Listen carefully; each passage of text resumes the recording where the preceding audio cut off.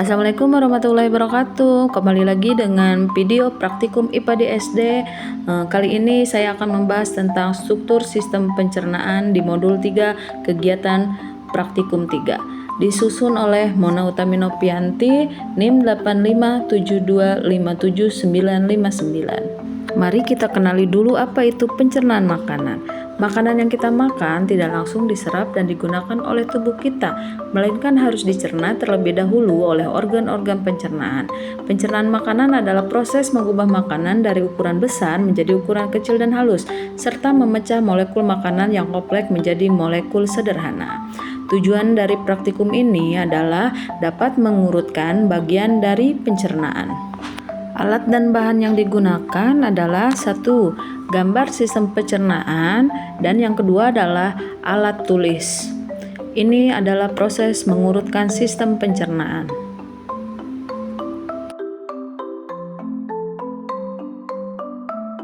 Berikut adalah hasil gambar struktur sistem pencernaan yang telah diurutkan, dimulai dari mulut, kerongkongan, lambung, usus besar, usus halus, dan terakhir adalah anus. Berikut ini saya akan membahas tentang organ sistem pencernaan. Yang pertama adalah mulut. Mulut berfungsi sebagai tempat masuknya makanan dan dimulainya proses pencernaan. Di dalam mulut terjadi pencernaan secara mekanik oleh gigi dan pencernaan kimiawi oleh enzim amilase yang ada pada air liur. Gigi, lidah, dan kelenjar air liur berperan penting dalam memecah makanan menjadi bentuk yang lebih mudah dicerna. Organ selanjutnya adalah kerongkongan.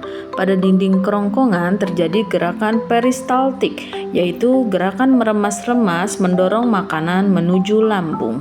Organ selanjutnya adalah lambung.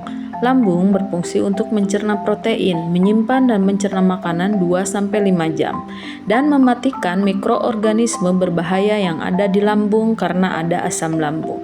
Setelah melalui pencernaan di lambung, makanan akan perlahan didorong masuk ke usus halus. Usus halus, organ yang berupa saluran dengan panjang 670 cm sampai dengan 760 cm. Usus halus dibagi menjadi 3, yaitu duodenum, jejunum, dan ileum. Di sini terjadi sebagian proses pencernaan dan penyerapan nutrisi. Di duodenum terjadi enzim pankreas dan empedu dan hati membantu dalam pencernaan lemak, karbohidrat, dan protein.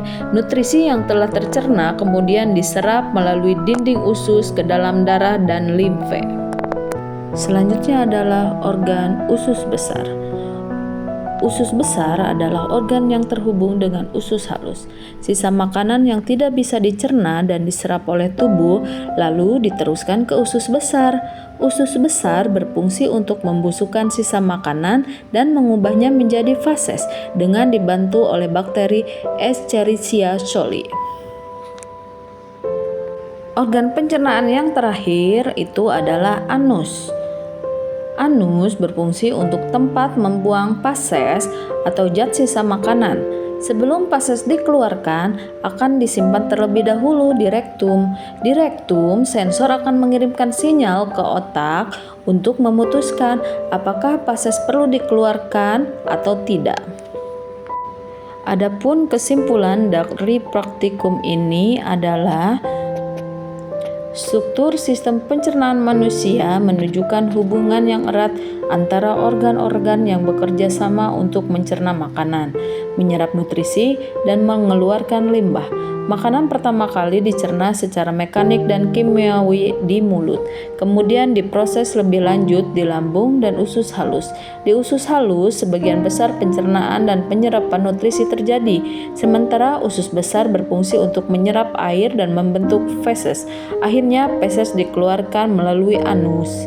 Setiap organ dalam sistem pencernaan memiliki peran spesifik yang mendukung kelancaran proses pencernaan dan penyerapan nutrisi yang sangat penting bagi kesehatan tubuh manusia. Sekian pemaparan dari kegiatan praktikum yang telah saya lakukan. Terima kasih atas perhatiannya. Wabillahi taufiq wal hidayah. Wassalamualaikum warahmatullahi wabarakatuh.